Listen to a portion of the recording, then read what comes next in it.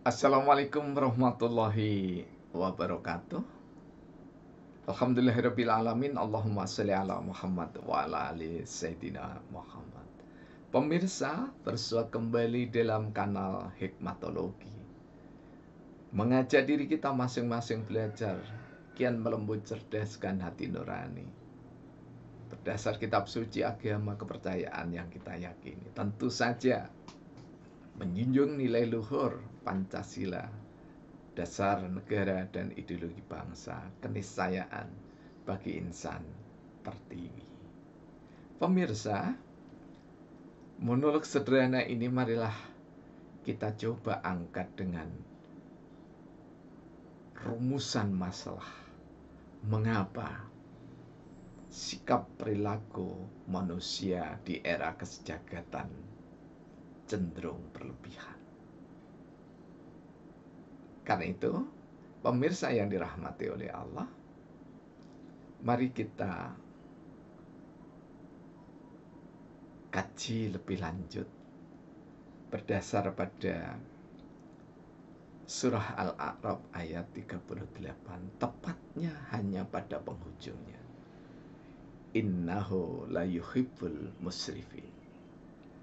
Sesungguhnya Allah tidak menyukai hal yang berlebihan. Dalam kebaikan berlebihan Allah tidak suka. Sholat sepanjang hari, sepanjang tahun, sepanjang masa, tak kenal berhenti. Tentu Allah tidak suka. Demikian juga puasa yang diganjar pahalanya oleh Allah sendiri, dilakukan sepanjang tahun tanpa berbuka di hari-hari panjangnya. Allah tidak suka. Mengeluarkan derma atau sedekah secara berlebihan, sementara keluarga dilalaikan, Allah tidak suka, dan seterusnya. Nah, ketika kita melihat pentas dunia akhir-akhir ini, hal yang sangat sederhana dibuat rumit, sophisticated, sangat jelimet, dan diberitakan secara berulang-ulang di media massa maupun sosial media apalagi. Namun hal yang sebenarnya sangat istimewa ditinggalkan dengan sengaja, seolah bukan hal yang nista. Tapi mari kita kerucutkan kali ini pada berlebihan dalam seni budaya. Kami kemas dalam syair Sabdana ke-14.451 dengan tema berlebihan bagian kelima. Sungguh berlebihan ketika ulama terpeleset, dicaci maki, dinista. Masih ada pintu silaturahim untuk saling mengingatkannya. Pintu musyawarah, duduk setara demi kemuliaan sesama. Bukan mengumbar syahwat benci di sosial media. Pantang disebut orang berilmu membenci dan menista. Sungguh berlebihan pentas seni budaya untuk menghina. Insya Allah dapat diajak musyawarah terpelesetnya ulama. Pemirsa yang dirahmati oleh Allah Subhanahu wa Ta'ala, Allah tidak suka pada hal yang berlebihan dalam segalanya, termasuk ketika ada ulama yang terpeleset, dicaci maki setiap hari, dinista kian hari kian membara. Padahal pintu yang paling utama bagi mukminin dan mukminat adalah silaturahim. Di mana silaturahim, pergaulan yang penuh dengan kasih sayang, di dalamnya dikemas musyawarah untuk mencapai mufakat di antara orang-orang yang berilmu dan beriman. Sungguh keniscayaan. Hujatul Islam Imam Ghazali dalam Ihya Ulumuddin membentang luaskan kajian uraiannya dengan sangat indah sekali. Belum ada kitab di masanya yang membuka lembar pertama, bagian pertamanya dengan kelebihan ilmu.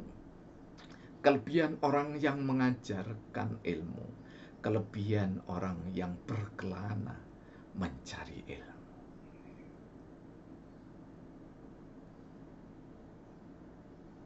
Karena itu, pemirsa yang dirahmati oleh Allah,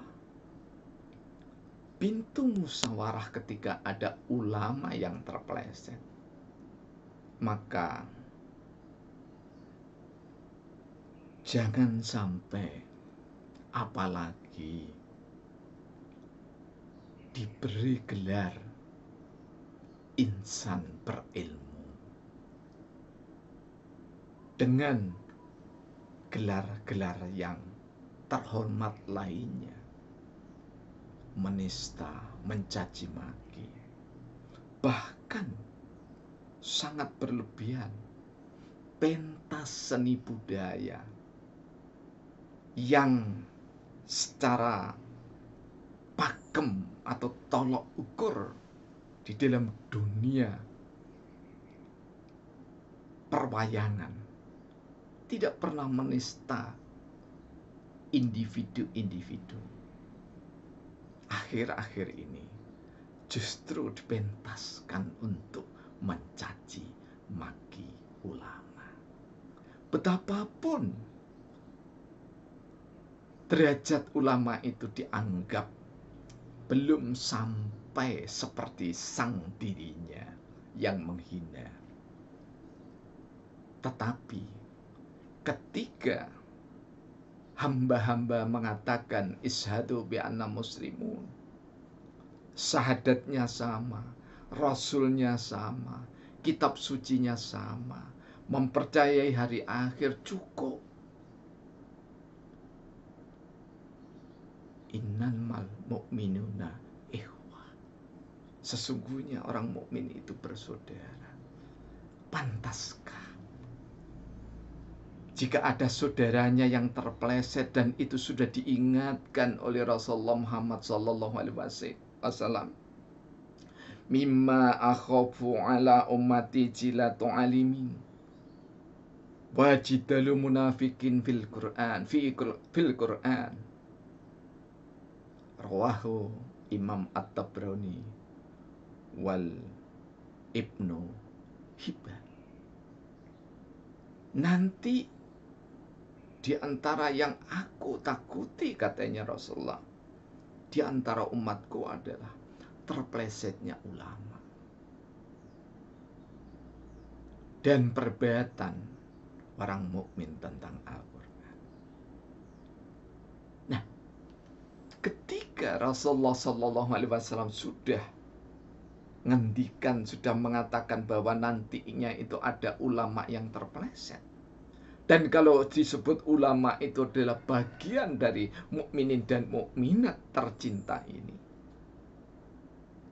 maka keharusannya adalah kembali kepada persaudaraan.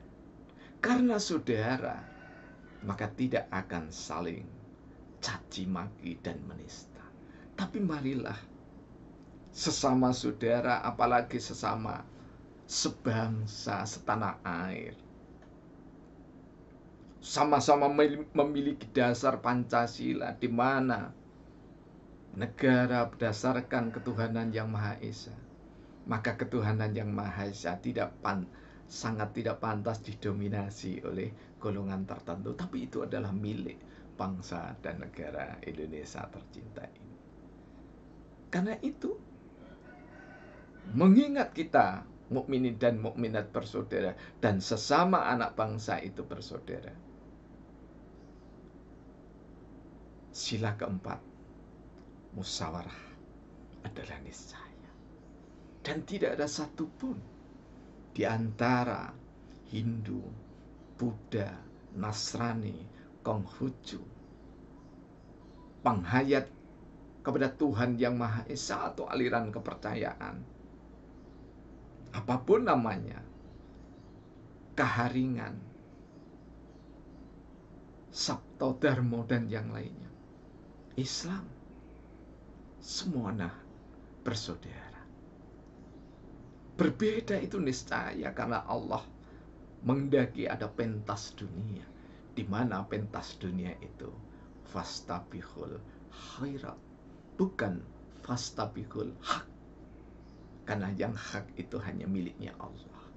Al khair, kata mufassirin mulai dari Buya Hamka, Habib Yasin, Profesor Tengku, Hasbi Asidiki, sampai dengan Profesor Dr. Quraisy Shihab, hingga tim penterjemah dan tafsir Al-Quran Kementerian Agama yang terakhir sementara ini, Juni 2011,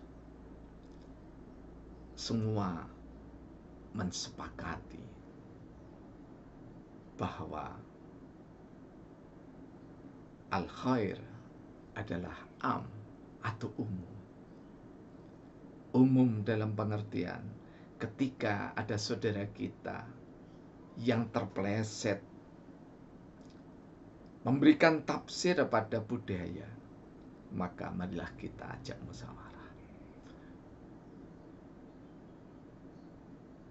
Yang lebih tahu tentang seni budaya dan peradaban bangsa, tolong kita ada kerelaan untuk memberitahukan, meskipun dia mungkin diberi gelar ulama dan yang lainnya. Jangan sampai terplesetnya ulama membuat bangsa ini semakin cedera. Sudah banyak masalah yang menumpuk. Jangan undang lagi permasalahan. Setiap orang tidak mungkin tak pernah berbuat salah. Hanya Rasulullah Muhammad SAW yang maksum, terpelihara dari dosa. Silahkan agama yang lain meyakini para pemimpinnya, para utusan Tuhannya, para maha gurunya. Mukminin dan mukminat meyakini Muhammad Rasulullah SAW maksum. Dan ulama meskipun warisatul anbiya, pewaris para nabi dan rasul Allah, maka karena insan maka makhluk khata. Ada kesalahan, ada ketergelinciran. Marilah kita sudahi mencaci, maki, menista. Dan mari kita sudahi para penggiat atau netizen di sosial media untuk tidak menyebarluaskan caci maki dan nista, apalagi dipotong-potong demi syahwat semata. Hidup bersama Islam maknanya adalah saling mendamaikan, saling membahagiakan, saling menyelamatkan. Dari hati yang tulus, semoga anak bangsa ini makin dewasa, beragama, berkepercayaan, berbangsa dan bernegara. Billahi taufik wal hidayah. Assalamualaikum warahmatullahi wabarakatuh.